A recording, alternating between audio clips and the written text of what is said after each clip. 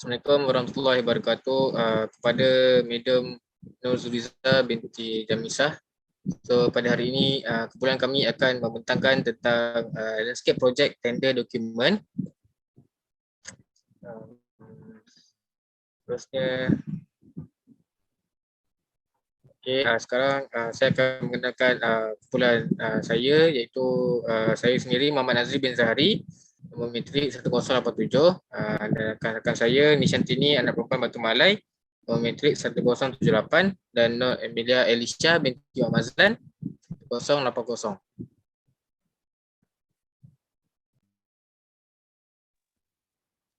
Okey, sekarang saya nak present tentang definisi pengurusan projek. Pengurusan projek ialah aplikasi proses, kaedah kemahiran, pengetahuan dan pengalaman untuk mencapai objektif projek tertentu mengikut kriteria penerimaan projek dalam parameter yang dipersetujui. Pengurusan projek mempunyai hasil akhir yang terhad kepada skala masa dan belanjawan yang terhad.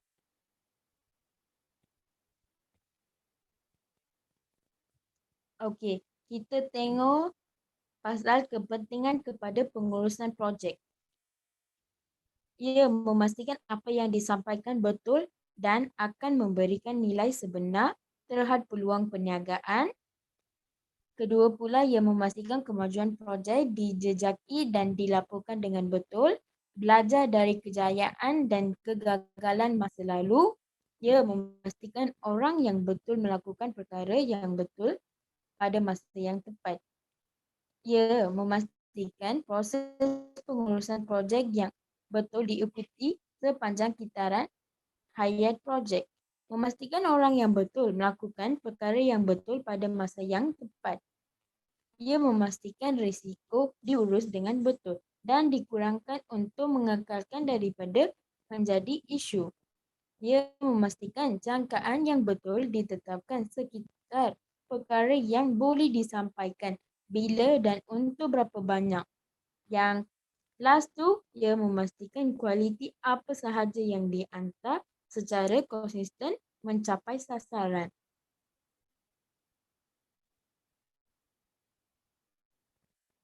Okey, kita tengok pasal proses tender. Ada initiating, planning, executing, monitoring and controlling, then closing. Okay. Tender biasanya merujuk kepada proses yang mana kerajaan dan institusi kewangan menyebut bidak untuk projek besar yang mesti diserahkan dalam tarikh akhir yang terhad.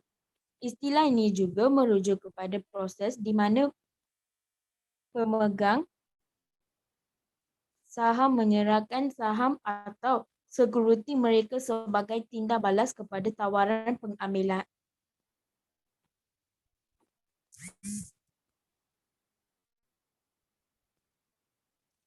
Okey, kita pula pergi pasal proses tender. Penyediaan dokumen tender.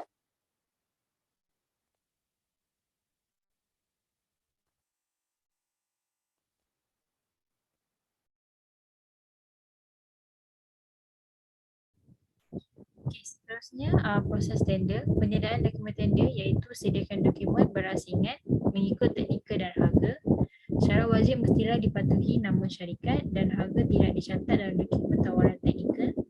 Seterusnya, tawaran yang berasingan bagi lawatan di luar negara atas tujuan pemeriksaan sebelum penerimaan PDI, penilaian tender dan latihan ditanggung oleh pihak kerajaan di bawah Akta SPP 11/95 pindaan pertama SPP 11/95.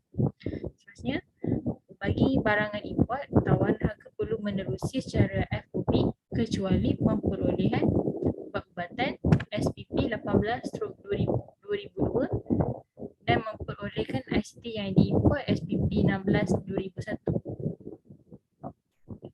Cadangan pemindahan teknologi bagi membantu industri pertempatan mempertingkatkan kepakaran dalam pelbagai bidang, terutamanya teknologi baru dan terkini. Tawaran tender hendaklah disediakan dalam 2 sampul berasingan bagi tender bekalan dan perkhidmatan.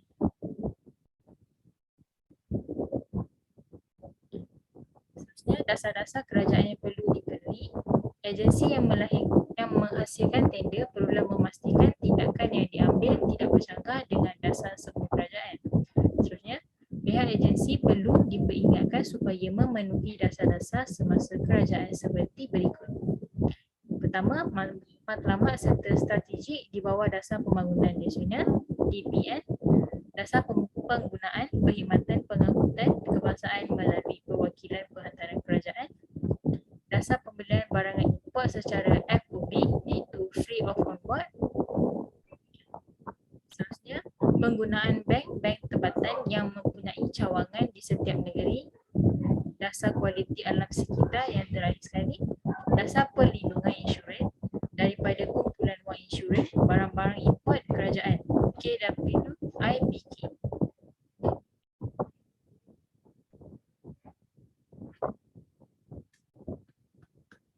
Tata cara tender. Semua kerja tender hendaklah dipanggil dari kontraktor tempatan dikecualikan bagi keadaan seperti berikut. Tender antarabangsa untuk kerja tender ianya boleh hanya dipelawa dalam keadaan sekiranya kontraktor tempatan tidak mempunyai kepakaran dan keupayaan kemahiran serta sukar yang dilaksanakan. Maksudnya, bagi maksud penggalakan pemindahan teknologi dan penyertaan kontraktor dalam kerajaan kontraktor tempatan dalam kerja tender mempunyai kepakaran atau kemahiran, kerja tender berkenaan hendaklah mempelawa secara amnya kepada syarikat tempatan maupun syarikat antarabangsa.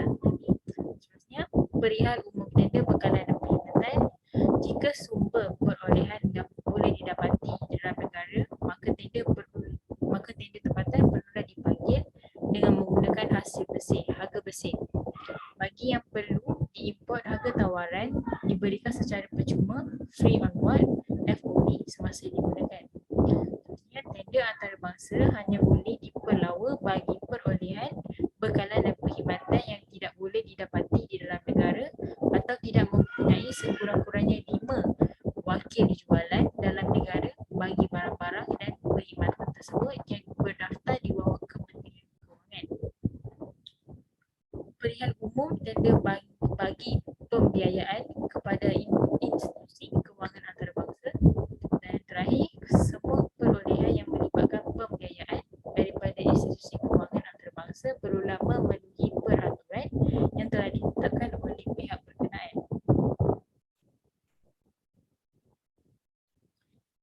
Seterusnya, batas spesifikasi boleh dilakukan oleh petender dalam tempoh 14 hari bagi tender tempatan, 28 hari bagi tender antarabangsa yang telah dari tarikh dokumen tender.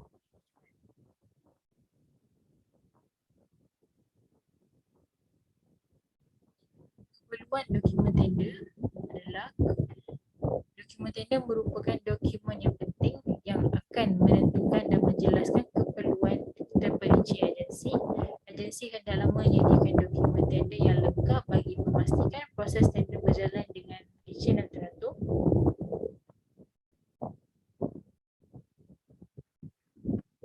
Seterusnya, perkara berkaitan dengan tender iaitu arahan kepada petender, borang tender, syarat-syarat tender, syarat-syarat kontrak, spesifikasi tender, senarai kuantiti, jadual kadar harga, syarat setuju terima tender, jadual kadar harga dan jadual.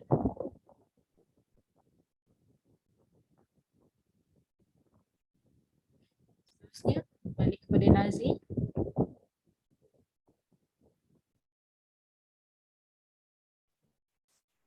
Okay, seterusnya senarai kuantiti.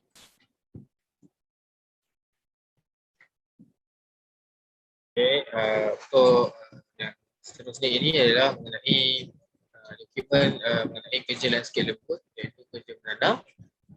Kami menanam itu pokok palma, Dipsis Letersen, pokok renek, Witia rigiliosa, dan ground cover iaitu Chlorophytum comosum dan juga Pandanus pygmaeus.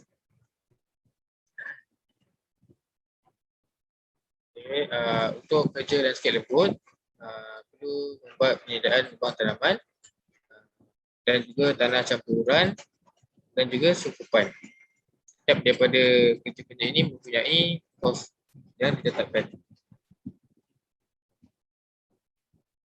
Okay, next. Seterusnya ialah tentang berkaitan dengan kadar harga kerja harian untuk buruh, iaitu kadar yang dimasukkan di bawah hendaklah termasuk 15% tambahan seperti yang ditetapkan dalam klausa 25.5 syarat kontrak. Kadar harian pada harga kerja harian pokok kadar yang dimasukkan di bawah adalah termasuk 15%. Okay, next. Okay, seterusnya iaitu berkenaan dengan jadual kadar dan skala lembut, iaitu Dipsis Letersen, iaitu Areca palm, Witia rigiliosa, water jasmine, Chlorophytum spider plant dan juga Pandanus pygmaeus, small screw pine.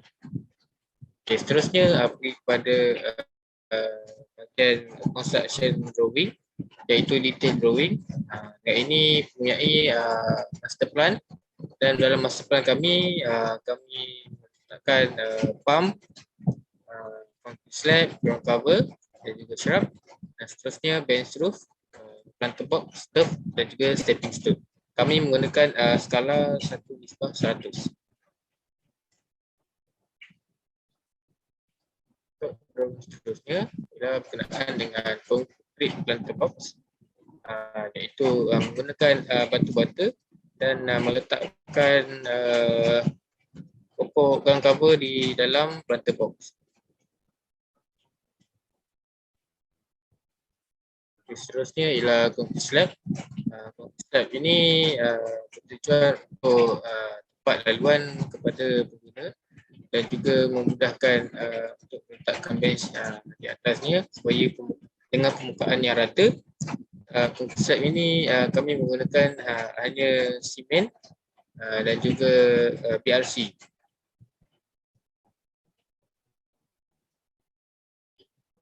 Seterusnya ialah stepping stone. Untuk detail stepping stone ini kami menggunakan kayu untuk sebagai lakaran untuk membuat stepping stone dan juga mempunyai bantuan simen dan meletakkan BRC supaya permukaan stepping stone keras. Okay, seterusnya. Okay, sekian, itu saja daripada kami. Sekian, terima kasih.